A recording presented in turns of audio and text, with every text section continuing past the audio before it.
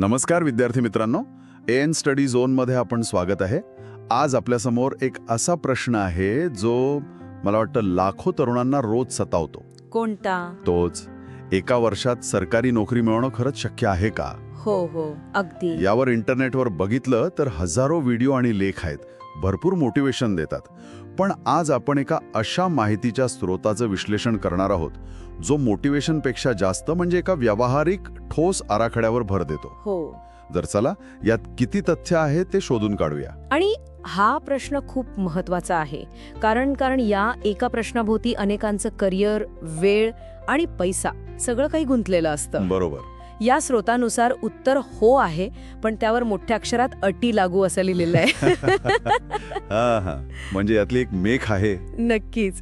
आणि यातली सगळ्यात इंटरेस्टिंग गोष्ट ही आहे की यश हे तुम्ही दिवसाचं किती तास अभ्यास करता यावर अवलंबून नाहीये, अच्छा, तर त्या तासांमध्ये तुम्ही अभ्यास कसा करता यावर अवलंबून आहे. आजचा आपला सगळा भर याच कसावर असणार आहे. म्हणजे सुरुवातच एका मोठ्या दाव्याने होतीये की एका वर्षात हे शक्य आहे. पण तुम्ही म्हणालात तसं त्यासाठी एक अट आहे.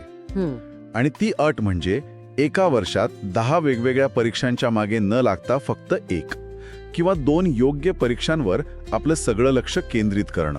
बरोबर. आणि इथेच म्हणजे 90% लोक पहिली चूक करतात. खरंय.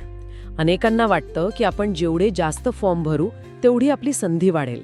म्हणजे ते या तयारीकडे कसं बघतात तर जणू काही हा एक इन्व्हेस्टमेंट पोर्टफोलिओ आहे. हो, धोका कमी करण्यासाठी वेगवेगळ्या ठिकाणी पैसे गुंतवण्यासारखं. अगदी. पण हा स्रोत सांगतो की परीक्षेची तयारी ही गुंतवणूक नाही, ती एखाद्या वाद्य शिकण्यासारखी आहे. वाद्य शिकण्यासारखी म्हणजे बघा, तुम्ही एका वर्षात एकाच वेळी पियानो आणि व्हायोलिनमध्ये पारंगत होऊ शकत नाही. तुम्ही दोन्ही शिकाल, थोडं शिकाल, पण मास्टरी कशातच येणार नाही. वा, म्हणजे हा प्रयत्नांचा अभाव नाही तर प्रयत्नांचं विभाजन आहे जे अपयशाचं मुख्य कारण ठरतं. हो. ही तर jack of all trades master of none वाली गोष्ट झाली. तुम्ही 5 परीक्षांची 70% तयारी करता पण कट ऑफ वागतो 80%वर आणि मग तुम्ही एकही परीक्षा पास होत नाही. अगदी तसंच तुमची सगळी ऊर्जा विभागली जाते. हो. आणि प्रत्येक परीक्षेचा पॅटर्न थोडा वेगळा असतो, काठिण्य पातळी वेगळी असते. या सगळ्याचा ताळमेळ साधताना मूळ अभ्यासावरची पकड सुटते. त्यामुळे पहिली आणि सगळ्यात महत्वाची पायरी म्हणजे लक्ष केंद्रित करणे. ठीक आहे, तर पहिला नियम ठरला फोकस. पण मग पुढचा प्रश्न येतो की निवडायचं काय. बरोबर. हो, अगदी. जर कोणी नवशिका असेल तर त्यांनी कोणत्या परीक्षांवर फोकस करायला हवं? अशा कोणत्या परीक्षा आहेत ज्या एका वर्षाच्या कालावधीत आवाक्यात येऊ शकतात? आणि हा खूप महत्वाचा प्रश्न आहे. या स्रोतानुसार नवशिक्यांसाठी काही उत्तम पर्याय सुचवले आहेत, जसं की तलाठी, ग्रामसेवक, पोलीस भरती, वनरक्षक. हो. आणि जर थोडाफार अभ्यास आधी झालेला असेल तर लिपिक म्हणजे क्लर्क वर्गाची पदं सुद्धा गाठता येतात. या निवडीमागे नक्कीच काहीतरी विचार असणार. मला वाटतं या सगळ्या परीक्षांच्या अभ्यासक्रमात खूप साम्य आहे. बरोबर.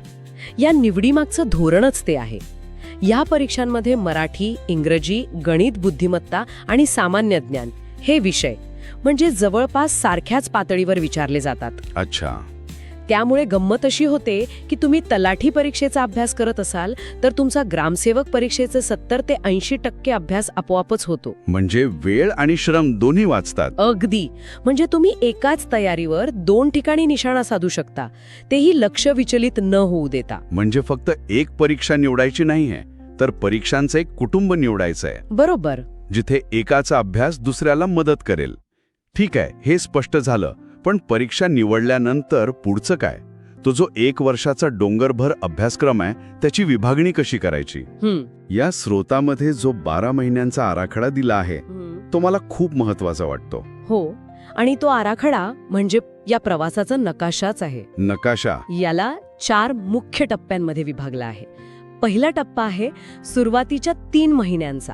पहिले 3 महिने. या काळात इतिहास, भूगोल, राज्यघटना यांसारख्या मूलभूत विषयांचा पाया पक्का करण्यावर भर दिला जातो. घाई करायची नाही, फक्त संकल्पना समजून घ्यायच्या. पण यात एक महत्वाची सवय लावून घ्यायची आहे. रोज किमान 20 ते 30 प्रश्न सोडवणे. पण अनेक जण म्हणतात की आधी पूर्ण वाचून घेतो मग प्रश्न सोडवतो.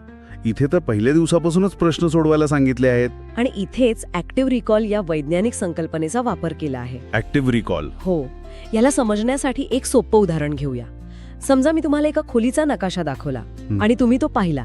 हे झालं पॅसिव्ह लर्निंग. ठीक आहे. पण जर मी तुम्हाला तो नकाशा बाजूला ठेवून आठवून परत काढायला सांगितला तर तुमच्या मेंदूला खूप जोर द्यावा लागेल.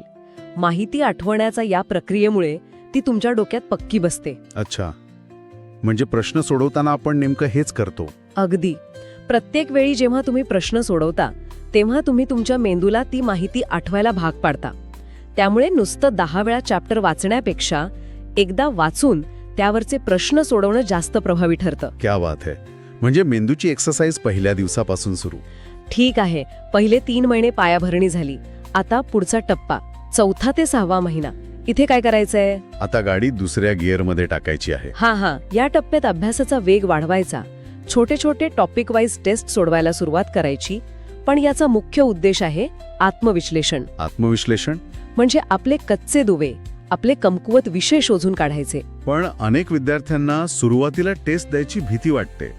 त्यांना वाटतं की आपली अजून तयारी झालेली नाही, कमी मार्क मिळाले तर आत्मविश्वास कमी होईल. हो, यावर या स्रोताचं काय म्हणणं आहे? हा खूप चांगला मुद्दा आहे. आणि हा स्रोत सांगतो की ही सर्वात मोठी मानसिक चूक आहे. चूक? हो. सुरुवातीची टेस्ट ही तुमची फायनल परीक्षा नाहीये. ती एक डायग्नोस्टिक टेस्ट आहे.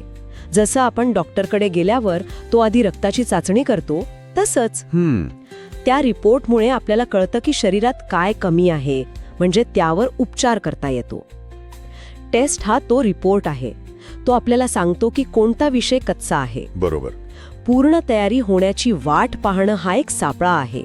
कारण तयारी कधीच पूर्ण होत नाही. म्हणजे टेस्टला परीक्षेसारखं न बघता एका आरशासारखं बघायचं. अगदी, जो आपल्याला आपलं खरं रूप दाखवतो. उत्तम. मग येतो तिसरा टप्पा, 7वा ते 9वा महिना.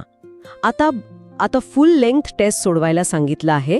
यात आणि आधीच्या टेस्टमध्ये काय फरक आहे? खूप मोठा फरक आहे. आत्तापर्यंत आपण जिममध्ये सराव करत होतो. आता आपण थेट मॅच खेळायला उतरणार आहोत. रंगीत तालीम? हो, परीक्षेची रंगीत तालीम. इथे फक्त तुमचं ज्ञान तपासलं जात नाही, तर तुमची परीक्षा देण्याची रणनीती तपासली जाते. म्हणजे वेळेचं नियोजन वगैरे? हो. दिलेल्या 2-3 तासांत वेळेचं नियोजन कसं करायचं, अवघड प्रश्नांमध्ये न अडकता पुढे कसं जायचं, सोपे प्रश्न आधी कसे शोधून काढायचे, आणि परीक्षेचा दबाव तो कसा हाताळायचा, या सगळ्या गोष्टींचं प्रशिक्षण या टप्प्यात होतं. मागील वर्षांच्या प्रश्नपत्रिका सोडवल्याने परीक्षेच्या दिवशी काहीही नवीन वाटत नाही. म्हणजे तो दिवस म्हणजे फक्त अजून एक प्रॅक्टिस मॅच वाटते. बरोबर. आणि आता येतो शेवटचा आणि निर्णायक टप्पा, 10वा ते 12वा महिना. यात एक विचित्र सूचना आहे. कोणती? नवीन काहीही वाचायचं नाही, फक्त आणि फक्त रिव्हिजन करायची. हे थोडं अवघड नाही का? हेच तर या प्रवासातलं सगळ्यात कठीण वळण आहे. परीक्षेच्या जवळ आल्यावर आपल्यात एक प्रकारची पॅनिक ड्रिव्हन माहिती गोळा करण्याची वृत्ती जागी होते. हो, होतं असं. मित्रांकडून नवीन पुस्तकं कळतात, युट्यूबवर नवीन नोट्स दिसतात आणि आपल्याला वाटतं की हे पण वाचून घ्यायला हवं. पण हा स्रोत सांगतो की इथे तुम्हाला तुमचा गिअर बदलायचा आहे. तुम्हाला ॲक्विजिशन माइंडसेटमधून कन्सॉलिडेशन माइंडसेटमध्ये जायचं आहे. ॲक्विजिशन विरुद्ध कॉन्सॉलिडेशन म्हणजे नवीन ज्ञान मिळवण्याऐवजी जे मिळवलं आहे ते पक्क करण्यावर भर द्यायचा आहे. तुमचं ध्येय आता जास्त माहिती असणं हे नाही, तर जी माहिती आहे त्यात जास्त वेगवान आणि अचूक असणं हे आहे. वाह, कुऱ्हाड अजून धारधार करायची आहे, नवीन लाकडा गोळा करत बसायचं नाही. अगदी. हा आराखडा तर अगदी स्पष्ट आहे, एका प्रवासासारखा वाटतोय. पण तरीही आपल्या आजूबाजूला आपण बघतो की अनेक जण हा प्रवास पूर्ण करू शकत नाहीत. नाही करू शकत. म्हणजे या नकाशात काहीतरी धोक्याची ठिकाणं सुद्धा असणार. या स्रोतामध्ये अशा कोणत्या सामान्य चुका सांगितल्या आहेत जिथे बहुतेक जण अडकतात? हो, हा स्रोत फक्त नकाशाच देत नाही, तर त्या नकाशावरचे स्पीड ब्रेकर्स आणि खड्डे सुद्धा दाखवतो. पहिली चूक आपण बघितली, अनेक परीक्षांचा नाद करणे. दुसरी मोठी चूक आहे दर आठवड्याला नवीन पुस्तक विकत घेणे. हो, हे मी पाहिलंय. नवीन पुस्तकाचा वास घेतला की अभ्यास झाल्यासारखं वाटतं. अगदी. मला एक विद्यार्थी आठवतो ज्याच्या खोलीत इतिहासाच्या प्रत्येक लेखकाचं पुस्तक होतं. अरे बापरे. त्याची खोली म्हणजे एक लायब्ररी होती, पण मॉक टेस्टमध्ये त्याचे गुण वाढत नव्हते. समस्या माहितीची कमतरता नव्हती, तर माहितीचा महापूर होता. मग काय केलं? आम्ही जेव्हा त्याची सगळी पुस्तकं बाजूला ठेवली आणि प्रत्येक विषयासाठी फक्त एकच पुस्तक नेमून दिलं, तेव्हा खऱ्या अर्थाने त्याच्या गुणांमध्ये वाढ झाली. म्हणजे एकाच पुस्तकाची 10 वेळा उजळणी करणं. हे 10 पुस्तकं एकदा वाचण्यापेक्षा खूप जास्त प्रभावी आहे. तिसरी चूक तर मला वाटतं सर्वात जास्त लोक करतात. कोणती? फक्त वाचन करणे पण टेस्ट न सोडवणे. ही सर्वात मोठी चूक आहे. याचं उदाहरण मी नेहमी देते. हे पोहायला शिकण्यासारखं आहे. अच्छा. तुम्ही किनाऱ्यावर बसून पोहण्यावरची जगातली सगळी पुस्तकं वाचू शकता, पण जोपर्यंत तुम्ही पाण्यात उतरत नाही तोपर्यंत तुम्हाला पोहता येणार नाही. तसंच आहे. टेस्ट सोडवल्याशिवाय परीक्षेची खरी तयारी होतच नाही. आणि शेवटची चूक तर खूपच रंजक आहे आणि आजच्या काळात अगदी छपखल बसणारी आहे. मोबाईलवाली. हो, मोबाईलवर सतत आजपासून अभ्यास कसा करावा, अभ्यासात मन कसे लावावे असे व्हिडिओ पाहत बसणे. याला तर प्रोएक्टिव्ह प्रोक्रॅस्टिनेशन असं नाव दिलंय. हा शब्दच खूप विरोधाभासी वाटतो. हो ना. आणि ही दिरंगाईची म्हणजेच प्रोक्रॅस्टिनेशनची सर्वात धोकादायक पातळी आहे, कारण ती आपल्याला कामासारखी वाटते. म्हणजे आपण अभ्यासच करतोय असं वाटतं. हो, तुम्ही अभ्यासाचं वेळापत्रक बनवत आहात, नोट्स रंगवत आहात, स्ट्रॅटेजीचे व्हिडिओ बघत आहात, तुम्ही अभ्यासाशी संबंधित सगळं काही करत आहात. फक्त प्रत्यक्ष पुस्तक उघडून अभ्यास करण्याचं कठीण काम टाळत आहात. अगदी.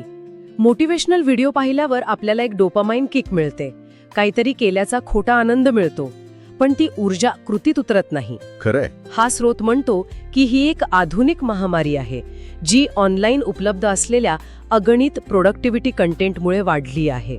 म्हणजे हा आराखडा दिसायला सोपा असला तरी तो प्रत्येकासाठी नाही.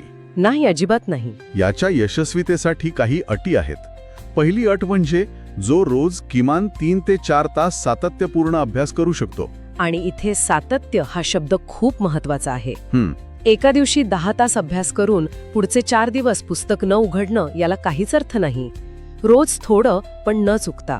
कासवाच्या गतीने पण रोज चालणं गरजेचं आहे. हो. दुसरी अट आहे जो 1 वर्ष संयम ठेवू शकतो.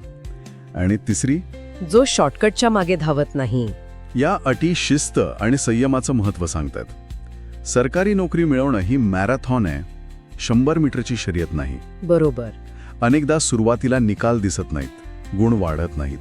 अशा वेळी निराश न होता प्रक्रियेवर विश्वास ठेवून प्रयत्न करत राहणं गरजेचं आहे.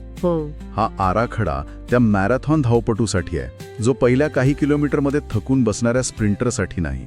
आणि या सगळ्या चर्चेच्या शेवटी या माहितीतील एक वाक्य, जे या संपूर्ण विश्लेषणाचं सार आहे. कोणतं? एका वर्षात सरकारी नोकरी नशिबाने नाही तर रोजच्या शिस्तीने मिळते. अगदी. हे वाक्य खूप खोल आहे. आपण ज्याला नशीब म्हणतो ना, हो, ते बऱ्याचदा योग्य वेळी केलेल्या योग्य तयारीचं दुसरं नाव असतं. ती रोजची शिस्त, रोज सकाळी उठून अभ्यासाला बसणं, ठरवलेले तास पूर्ण करणं, सोशल मीडियाचा मोह टाळणं, या हजारो छोट्या छोट्या निर्णयांची बेरीज म्हणजे यश. बरोबर. आणि ही शिस्तच कालांतराने नशिबाला तुमच्या बाजूने वळायला भाग पाडते. तर आज आपण पाहिलं की योग्य नियोजन, योग्य परीक्षांची निवड आणि सर्वात महत्त्वाचं म्हणजे अविचल शिस्तीने एका वर्षात सरकारी नोकरी मिळवणं शक्य आहे. हो, नक्कीच शक्य आहे. हे फक्त एक स्वप्न नाही, तर एका ठोस आराखड्याने साध्य करता येणारं ध्येय आहे. हो, पण या सगळ्या चर्चेतून एक विचार करण्यासारखा प्रश्न पुढे येतो. कोणता? समजा या एका वर्षाच्या कठोर परिश्रमानंतर ही जर यश मिळालं नाही तर काय? हा 1 वर्षाचा प्रयत्न वाया गेला असं समजावं? की यातून मिळालेली अभ्यासाची शिस्त, ज्ञान मिळवण्याची पद्धत आणि स्वतःच्या क्षमतांची झालेली ओळख ही पुढच्या मोठ्या यशाच्या प्रवासासाठी एक मजबूत पायाभरणी आहे. हा विचार करण्यासारखा मुद्दा आहे. यावर विचार करायला नक्कीच वाव आहे. अशाच नवनवीन माहितीपूर्ण व्हिडिओसाठी आपल्या चॅनलचं सबस्क्राईब करा. धन्यवाद.